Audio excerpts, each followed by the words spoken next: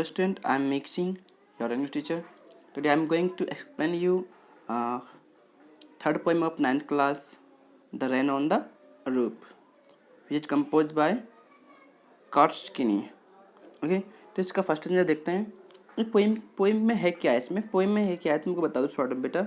इसमें क्या है, जब स्काई में जब क्लाउड्स होते हैं तो वर्षा का टाइम होता है. तो जब छत पे जैसे छत होती है ना, जो रूफ होती है उस पर जो रेन ड्रॉप्स पड़ती हैं उनका आनंद कैसे लेते हैं. हमारे जो पोइट हैं ये सब इसमें डिस्क्राइब करेंगे. ओके, जब भी हम छत पे होते हैं, नीचे होते हैं और छत पे जो वर्षा की जो ड्रॉप्स पड़ती है उनको हम कैसे एंजॉय करते हैं, और लास्ट में वो अपनी मॉम को याद करेंगे लास्ट के स्टेंजा में.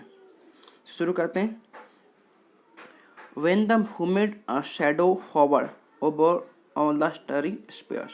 पोएट कहते हैं जब क्या होता है, जब जो काले जो बादल हैं, क्लाउड्स हैं, और जो तारों भरे आकाश में जब वो हर जगह फैलते हैं, जैसे होता है ना, जैसे हर जगह जो क्लाउड्स दिखते हैं, वो कहता है जब स्टार से भरे हुए स्काई में जब बादल क्लाउड्स जब चलते रहते हैं ऐसे करके.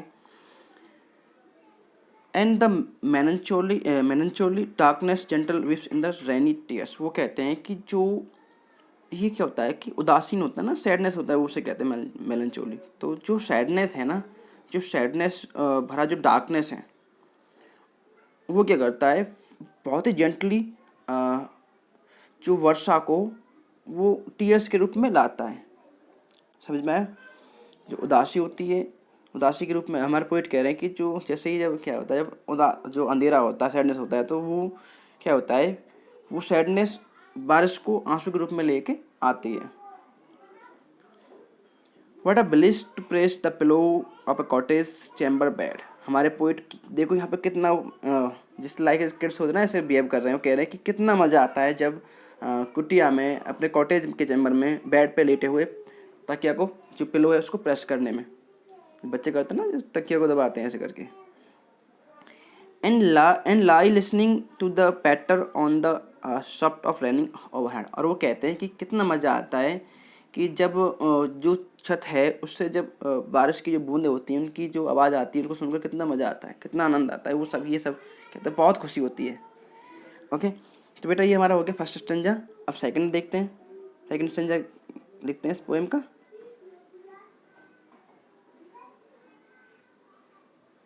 थर्ड है, ये सेकंड है, ठीक है. अब देखिए, अब पोएट कह रहे हैं every tinkle on the shingles has an echo in the heart. यहाँ पे ना सिंगल्स जो वर्ड है, सिंगल नहीं सिंगल्स, ये जो वर्ड है इसका मतलब होता है रेप्टर्स या रूप, छत मान सकते हैं, छत, रेप्टर्स, रूप. तो इसने पोइट ने यहाँ पे इसको रूप ना करके ये रख दिया है. तो कह रहे हैं कि प्रत्येक जो जैसे ही उस जो रूप पे आवाज़ होती है, जैसे जो टाइल्स हैं, जो लकड़ी की टाइल्स हैं, इन पे आवाज़ होती है, बूंदों की खनगाहट होती है, तो हार्ट में क्या करती है, वो एक टाइप का साउंड करती है पैदा. पोइट कहता है जब भी जो टिंकल्स होती है, टिंकल्स मतलब खनखनाहट होती है, जब भी छत पे जो बूंदों की आवाज़ होती है, तो जो पोइट के हार्ट में एक टाइप का वो एक ध्वनि पैदा कर देती है, इको पैदा कर देती है. And 1000 dreamy fancies into busy being start. और पोएट ये कहता है कि हजारों जो इमेजिनेशन हैं, कल्पना हैं, फैंसीज हैं, उनके मन में आ जाती हैं और वो सपना सा बुनते हैं, मतलब सपना सा देखने लगते हैं. इस प्रकार इतने बिजी हो जाते हैं वो पोएट हमारे. And 1000 recollections weave a air thread into वो. और वो कहते हैं कि हजारों मेमोरीज हैं, जो याद हैं, वो आ जाती हैं और मैं एक सपना सा बुनता हूँ, एक मतलब थ्रेड में, एक मतलब ऐसा करके ऐसा सपना सा बुनता हूँ. As I listen to the patter on the of the rain upon the roof. जैसे ही वो पोइट कहता है, जैसे ही जब मैं अपनी रूफ्स के ऊपर से जो रेन की जो ड्रॉप्स हैं उनकी आवाज़ सुनता हूँ, उनके साउंड को सुनता हूँ, तो मुझे इंटरेस्ट आता है, मज़ा आता है. हमारे पोइट जो कॉस्ट के नहीं एक बताते हैं. ओके बेटा, लास्ट स्टेंजा देखिए.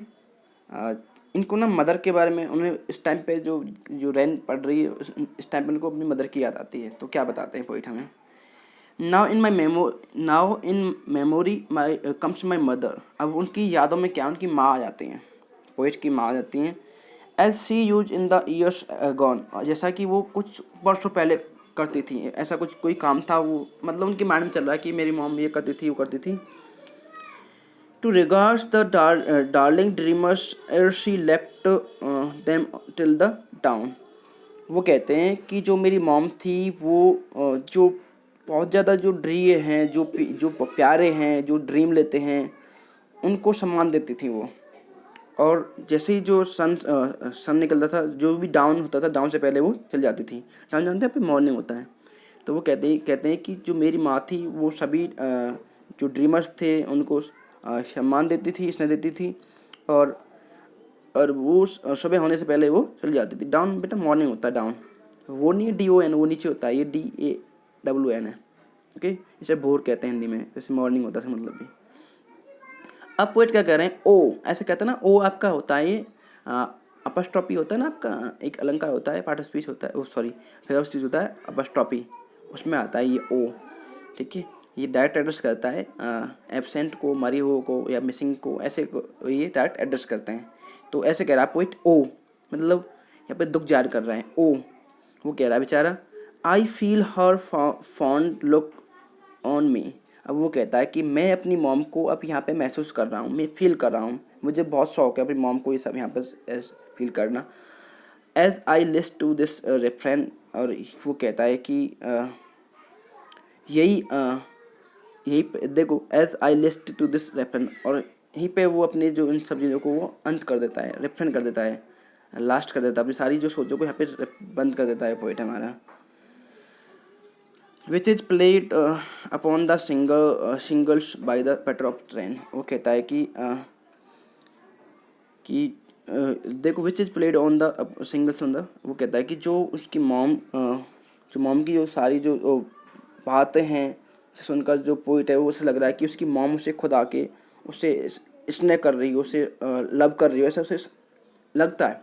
जो पैटर्स है यहाँ पे पोइट कह रहा है, which is played upon singers by the patters on the rain. जो सब पोइट को यहाँ पे लगता है कि वो जो बारिश की बूंद है, ऐसा लग रहा है कि उसकी जो मॉम है खुद उससे स्नेह भरी स्नेह से कर रही हूँ, उसे प्यार कर रही हूँ, ऐसा वो मानते हैं। क्योंकि तो बेटा ये थी आपकी poem rain on the roof अपना क्लास। अगर अभी भी कोई डाउट तुम्हारे मन में चल रहा हो बेटा, कोई किसी भी स्टंजा में, तो आप मुझे पूछ सकते हैं। Okay, thank you.